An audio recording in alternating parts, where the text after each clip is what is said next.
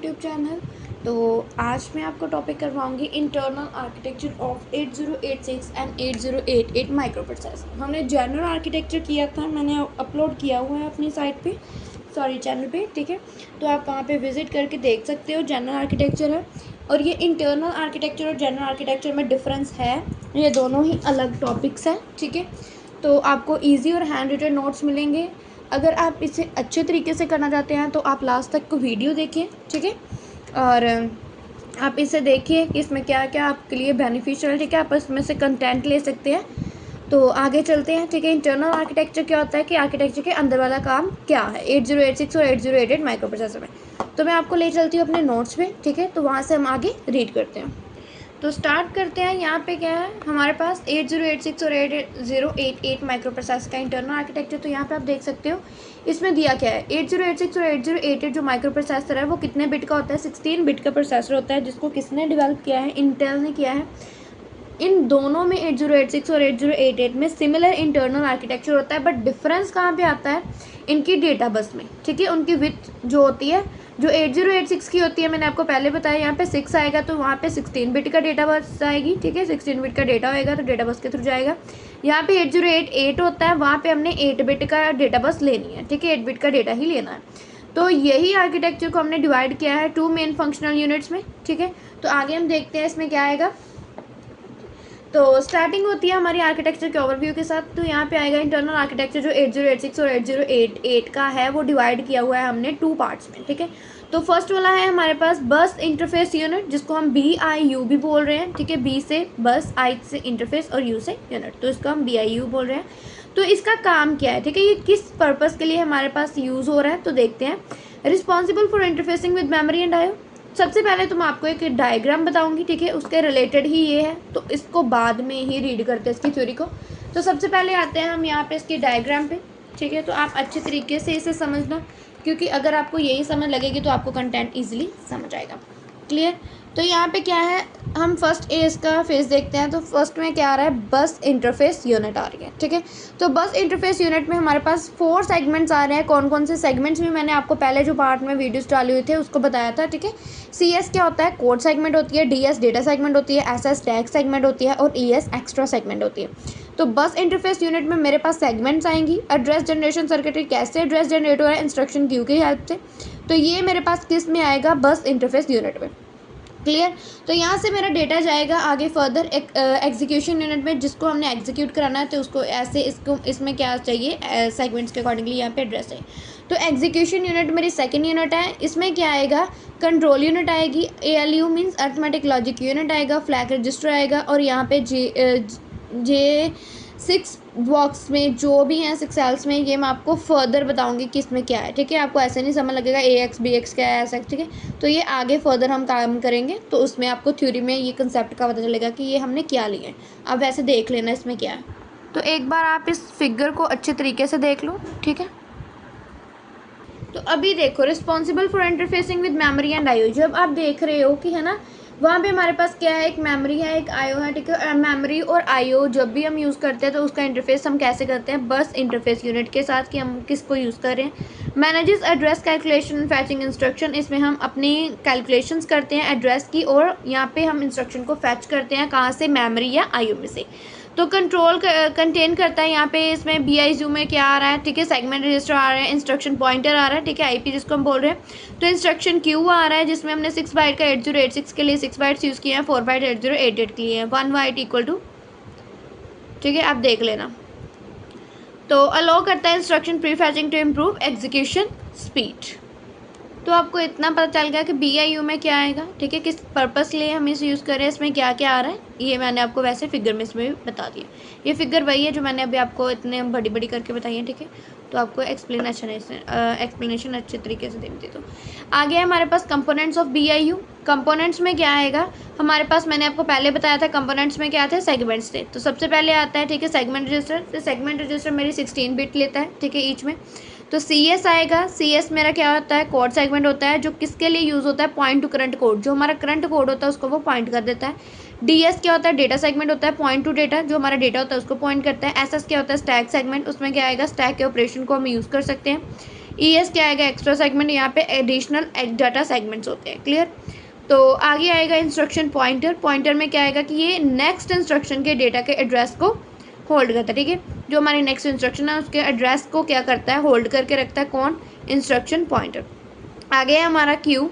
Q क्या करता है, प्री फेच क्यू। ठीक है, स्टोर प्री फेच्ड इंस्ट्रक्शन, जो प्री फेच होएगी, ठीक है, उसको इंस्ट्रक्शन को वो क्या करता है, स्टोर करके रखता है उसको प्रोसेसिंग के लिए। तो 6 बाइट 8086 के लिए होती है, 4 बाइट 8088 के लिए होती है। तो ये नैरो डेटा बस के लिए यूज़ होता है।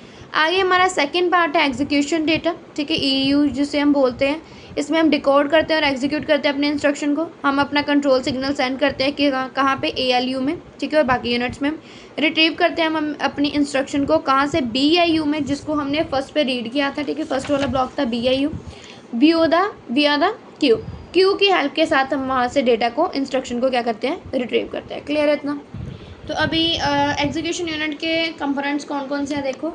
ठीक है, arithmetic logic unit. Arithmetic logic unit में क्या आएगा, अर्थमेटिक और लॉजिकल ऑपरेशन को परफॉर्म करेंगे। जनरल पर्पस रजिस्टर में क्या आएगा, अभी जो मैंने आपको बोला था ना वहाँ पे 6 सेल्स हैं, उसमें क्या आएगा वो मैं आगे बताऊंगी। तो ये है, ठीक है, आपको यहाँ से पता चलेगा। जो मैंने वहाँ पे AX और BX और ठीक है जो भी X के साथ यूज़ किया था वो मेरे थे जनरल पर्पस रजिस्टर। ठीक है, उसको हम जैसे AX है, इसको हम फर्दर 2 पार्ट्स में डिवाइड करते हैं। किस किस में, AH और AL में। इतना ठीक है, पता चल गया कि इसको हम 2 पार्ट्स में डिवाइड कर देते हैं, AH और L में। ठीक है, तो हमने AX BX CX DX लिया, तो इसको हम आगे फर्दर इसमें से स्प्लिट कर देंगे, AH और AL बना देंगे, BX को BH और BL बना देंगे। ठीक है, एज इट इज सेम। तो आगे है हमारे इंडेक्स रजिस्टर, जिसको हम I के साथ डिनोट करते हैं, जैसे I। ठीक है, I किसको रिप्रेजेंट कर रहा है, इंडेक्स को। SI और DI होता है। SI का मतलब क्या होता है, सोर्स इंडेक्स। सोर्स यहाँ से हमारी स्टार्टिंग हो रही है। डेस्टिनेशन इंडेक्स मीन्स जहाँ पे हमने रीच करना है। ठीक है, हमारी डेस्टिनेशन होती है, उसका इंडेक्स क्या है। तो आगे है पॉइंटर रजिस्टर। पॉइंटर रजिस्टर में पॉइंट करते हैं, ठीक है, जैसे बेस पॉइंटर होता है और स्टैक पॉइंटर होता है। क्लियर है इतना। आगे है स्टेटस रजिस्टर, जिसको हम SR बोल रहे हैं। ठीक है, इसमें हमारे पास फ्लैग्स आते हैं और फ्लैग्स की वैल्यू 0 होती है, कैरी करते हैं, साइन करते हैं और ओवरफ्लो भी हो सकता है फ्लैग। क्लियर। तो आगे है कंट्रोल यूनिट। ये डायरेक्टली हमें ऑपरेशन में, प्रोसेसर के ऑपरेशन में डायरेक्ट हमें वहाँ पे पहुँचा देता है कंट्रोल। इसके पास क्या होता है, इसका कंट्रोल होता है। तो आगे फर्दर हम इसमें देखते हैं इसकी वर्किंग क्या है 8086 और 8088 माइक्रो प्रोसेसर आर्किटेक्चर की इंटरनल वो देखें। क्लियर। तो इसमें क्या आएगा, अच्छे से देखिए, जो BIU कैलकुलेट क्या करता है, फिजिकल एड्रेस। BIU क्या कैलकुलेट कर रहा है, हमारे फिजिकल एड्रेस को किसकी हेल्प से कर रहा है, सेगमेंट रजिस्टर की हेल्प से कर रहा है। तो यहाँ पे हमने 10H प्लस ऑफसेट लिया है। ठीक है, जो हमारा सेगमेंट रजिस्टर होगा उसको हमने 10H के साथ मल्टीप्लाई करना है प्लस ऑफसेट करना है। तो ये हमारा क्या आएगा, क्या जनरेट करेगा, फिजिकल एड्रेस को। तो आगे आता है इंस्ट्रक्शन जो हम फैच कर रहे हैं एडवांस में। ठीक है, वो एक क्यू में हम स्टोर कर रहे हैं क्योंकि हमारा जो CPU आइडल ना बैठे इसलिए। तो आगे जो हमारी एग्जीक्यूशन यूनिट है उसको हम उसमें से इंस्ट्रक्शन को फैच करते हैं क्यू में से और डिकोड करते हैं, देन हम उसमें ऑपरेशंस को परफॉर्म कर रहे हैं। For memory S and I operation, जो हमारी एग्जीक्यूशन यूनिट है वो हमें रिक्वेस्ट पे सेंड करती है। ठीक है, किसको, BIU को। एग्जीक्यूशन यूनिट किससे रिक्वेस्ट सेंड करिए, BIU को। क्यों, क्योंकि उसने मेमोरी या आई ऑपरेशन के लिए असेस लेना है, तो इंटरेक्ट करती है वो सिस्टम बस के साथ। क्लियर। तो आगे हमारा है सॉफ्टवेयर मॉडल ऑफ 8086 एंड 8088। आप अच्छे तरीके से देखो। ठीक है, ये हमारा क्या है, सॉफ्टवेयर मॉडल है 8088 और 8086 का। आपने ऐसे ही बनाना है, तो मैं आपको इसको एक्सप्लेन कर देती हूँ। ठीक है, अच्छे आप एक बार डायग्राम देख लो, तो ये एक साथ ही डायग्राम बनेगा। तो अभी मैं एक एक पार्ट करके एक्सप्लेन कर रही हूँ। ठीक है, तो देखिए हमारे पास फर्स्ट पे आ रहा है 8086 और 8088 MPU। तो यहाँ पे मेरे पास सबसे पहले क्या आ रहा है, IP मैंने अभी आपको बताया था क्या होता है IP, क्या होता है IP, इंस्ट्रक्शन पॉइंटर, जिसमें हम अपना एड्रेस को स्टोर करते हैं। ठीक है, तो ये फर्स्ट पे वो आएगा, आगे सेगमेंट्स आएंगे एक एक ब्लॉक में। ठीक है, तो आगे आएगा मेरा AX BX CX और DX। मैंने आपको पहले बताया था कि जो AX होता है वो AH और AL में स्प्लिट हो जाता है, तो ये स्प्लिट हो गया। आगे है मेरा SP BP SI और DI। SP का क्या मतलब होता है, सोर्स पॉइंटर। ठीक है, सॉरी स्टैक पॉइंटर। B पे बेस पॉइंटर, और आगे आएगा सोर्स इंडेक्स और डेस्टिनेशन इंडेक्स, और SR पे क्या आएगा, स्टेटस रजिस्टर। ठीक है, तो ये आपने अभी पॉइंट्स किए हुए हैं ऊपर। ठीक है, तो यही उसका फर्स्ट पे आएगा, बस इंटरफेस। तो इसकी सेल्स की जो एड्रेसिंग है वो कहाँ से शुरू होएगी, 50 के साथ। उसकी नीचे आएगा 16 और लास्ट एंड कहाँ पे होएगा 5F16। जो यहाँ पे 1 0 है ना वो 4 0 के इक्वल है अभी, ठीक है। 1 0 इक्वल टू 4 0, अगर एक 4 के इक्वल है 1 2 3 4, ठीक है। ये टोटल कितनी है 5। अगर 5 को हम 4 से मल्टीप्लाई करें तो मतलब ये 20 0 बन रही है, तो मतलब हमारा 20 का ही ये एड्रेस क्रिएट हो रहा है 20 बिट से, ठीक है। तो यहाँ पे भी एफ जो हमने लिया है 1F इक्वल टू 1, सॉरी 4 1, ठीक है। एक जो हमने एफ़ लिया ना ये वाला, ये 4 1 के इक्वल है। तो जो हमने यहाँ पे 5F यूज़ किए हैं, तो ये 5 को भी 4 1 से मल्टीप्लाई कर लो तो मतलब यहाँ पे 21 क्रिएट होएंगे। तो यहाँ पे हमारी वैल्यू जो एड्रेस होता है वो स्टॉप होएगा। तो हमने इसको शॉर्ट करने के लिए यहाँ पे 5 zeros लिए, ठीक है। तो देखो आगे जो हमारा सेकंड ब्लॉक है, ठीक है। देखो अभी यहाँ से जो CS से निकल रहा है वो मेरी कहाँ पे आ रही है, कोड सेगमेंट में। ये मेरी मेमोरी है, ठीक है। मेमोरी में से मैंने वैल्यूज़ दी हुई है। CS कोड सेगमेंट में जाएगी, इसकी कितनी स्पेस है 64K बाइट्स, ठीक है। तो DS जाएगी data segment 64K bytes, SS जाएगी stack segment 64K bytes, ES जाएगी एक्स्ट्रा सेगमेंट 64K बाइट्स। तो ये मेरी मेमोरी में से इनकी एक स्पेस बनी हुई है, एक्सटर्नल मेमोरी एड्रेस स्पेस भी बनी हुई है। तो जो हमारे पास ये है इसको हमने इनमें से भेज दिया, क्लियर। तो इसकी कितनी कितनी स्पेस है आप देख सकते हो। तो आगे फर्दर हमने ये मेमोरी का था, तो ये है IO address space. IO address में इसकी कितनी मेमोरी होती है 4 0 आते हैं IO में, ठीक है। इसकी एड्रेस स्पेस कितनी होती है 4 0 16 और 4F16, ठीक है। आपको मेमोरी और IO में एक बार देख लो क्या आएगा। तो यही इसकी फिगर बनेगी। ये क्या है, इसका सॉफ्टवेयर मॉडल है 8086 और 8088। तो अभी जो मैंने आपको फिगर करवाई है, ठीक है, अभी मैं उसको एक्सप्लेन करने लगी उसमें क्या क्या आएगा।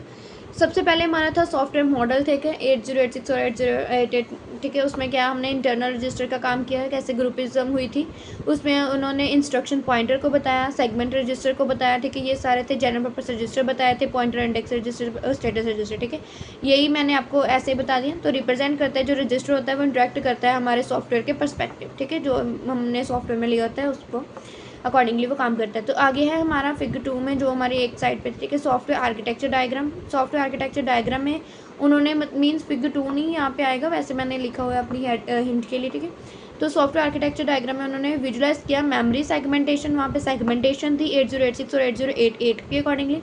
जो CS था उसकी 64 KB, ठीक है, वो इंस्ट्रक्शन को लेता था। डेटा सेगमेंट भी 64 KB डेटा को लेती है, स्टैक 64 को स्टैक ऑपरेशन एक्स्ट्रा। तो ऐसे ही उनकी स्टोरेज बताई हुई है। तो उसमें से IO एड्रेस स्पेस भी दिया था जिसको हमने सेपरेट किया था मेमोरी स्पेस के साथ, ठीक है। सेपरेट था वो, आपने देखा होगा ना, IO मैंने मेमोरी से थोड़ा सेपरेट करके बनाया था। Instruction flow and memory mapping, ठीक है, instruction flow and memory mapping में वो क्लियर हमारे सेगमेंटेशन मॉडल को दिखा रहा था। तो इसमें आगे ये तो आपकी एक्सप्लेनेशन होगी। तो आगे डिफरेंस देखो हमने क्या किया 8086 और 8088 में, आपको इतना पता होना चाहिए। सबसे पहले हमने डेटा बस विथ ली, ठीक है। 8086 में मैंने पहले बताया था यहाँ पे 16 बिट ही आएंगी, तो 8 में 8 बिट आएंगी, सॉरी बिट। इंस्ट्रक्शन क्यू में ये 6 बाइट आता है, ये 4 बाइट आता है। परफॉर्मेंस इसकी फास्टर होती है, इसकी स्लोअर होती है। एक्सटर्नल इंटरफेस इसमें मेमोरी IO 16 बिट का यूज़ होता है, यहाँ पे 8 बिट का यूज़ होता है, ठीक है, मेमोरी और IO जो भी। तो आपको इतना क्लियर होना चाहिए, कंफ्यूजन आपको करने की ज़रूरत नहीं है। वैसे आपको इतना क्लियर होना चाहिए, ठीक है, इसके साथ वैसे तो इतना सफिशेंट है। अगर आपने इसकी वर्किंग आपको अभी तक भी नहीं समझ लगी तो आप इसकी वर्किंग यहाँ से कर सकते हो, ठीक है। ये थोड़ी सी एक्सप्लेन की हुई है फर्दर, जैसे ब्रीफली की है, ठीक है। तो यहाँ पे डीप एक्सप्लेनेशन है, स्टेप बाय स्टेप वर्किंग बताई हुई है। सेगमेंट रजिस्टर इनिशियलाइजेशन है, उसमें सेगमेंट्स आ गए, ठीक है। CS जो इंस्ट्रक्शन के लिए यूज़ हो रहा है, DS डेटा के लिए यूज़ है, SS स्टैक ऑपरेशन के लिए, ES और स्टोरिंग डेटा ट्रांसफर के लिए, ठीक है। तो यहाँ पे 16 बिट का बेस एड्रेस है हमारे पास जो कंबाइन किया हुआ है हमने ऑफसेट के साथ। तो जैसे यहाँ पे हमने एड्रेस ली IP BP SI दिए, ठीक है, ये सब लिया था। वहाँ पे हमने क्या बनाया 20 बिट का फिजिकल एड्रेस। मैंने आपको बताया था ना 1 0 इक्वल टू 4 0। तो ये अभी 4 को 5 से हमने मल्टीप्लाई करके 20 बिट का एड्रेस जनरेट किया था, ठीक है, मैंने आपको बताया था। आगे था हमारी इंस्ट्रक्शन फैच कैसे होती है। IP का यूज़ करते हैं जो हमारा ऑफसेट को होल्ड करता है, ठीक है, नेक्स्ट इंस्ट्रक्शन लेता है। तो ऐसे ही हम इसको कैलकुलेट कर सकते हैं फिजिकल एड्रेस को CS × 10H + IP। ये भी मैंने आपको पहले बताया था, यहाँ पे हमने ऑफसेट का यूज़ किया था, ठीक है। तो एड्रेस यूज़ करते हैं हम, फैच करते हैं इंस्ट्रक्शन को मेमोरी में से और इंस्ट्रक्शन क्यू में से। तो थर्ड आएगा हमारे पास step 3 queue operation. Queue operation में क्या आएगा, हम प्री फैच करते हैं, बस इंटरफेस यूनिट होती है, ठीक है, फैच करते हैं इंस्ट्रक्शन को एडवांस में और स्टोर करते हैं उसको प्री फैच क्यू में। हमारे पास 6 बाइट आती है 8086 की, 4 बाइट आती है 8088 की। तो ये इनेबल करता है पाइपलिंग और यहाँ पे फैचिंग एंड एग्जीक्यूट करता है, ठीक है। तो फोर्थ में आएगा instruction decode and execute. Instruction decode में क्या आएगा, एग्जीक्यूशन यूनिट होती है, ठीक है, यहाँ पे इंस्ट्रक्शन आती है क्यू में से हम डिकोड कर देते हैं, क्लियर। तो इंस्ट्रक्शन इन्वॉल्व क्या करती है, ठीक है, इसमें डेटा आता है, असेस करते हैं हम AX BX CS और DX को। तो यहाँ पे मेमोरी रिलेट करती है जो SI DI और BI, ठीक है, जो हमने ऊपर यूज़ किया था वही इसमें आ गया। ALU ऑपरेशन में क्या आएगा कि ये हमारे ऑपरेशंस को परफॉर्म करता है, जैसे ऐड, सब, एंड, और, ठीक है, नोर। तो डेटा रजिस्टर मेमोरी में रिजल्ट को स्टोर कर देते हैं और फ्लैग्स हमें बताता है कि कैसे अपडेट करते हैं डेटा को, 0 के साथ, कैरी के साथ, साइन, ओवरफ्लो के साथ, क्लियर इतना। तो आगे memory is as to read write the physical address हम यूज़ करते हैं रीड और राइट के लिए। जो DS होता है वो SI के अकॉर्डिंग होता है, डेटा सेगमेंट सोर्स इंडेक्स के अकॉर्डिंग होता है, और जो डेटा सेगमेंट होता है वो डेस्टिनेशन इंडेक्स भी होएगा, ठीक है, वो एरे और स्ट्रिंग फॉर्म में होएगा।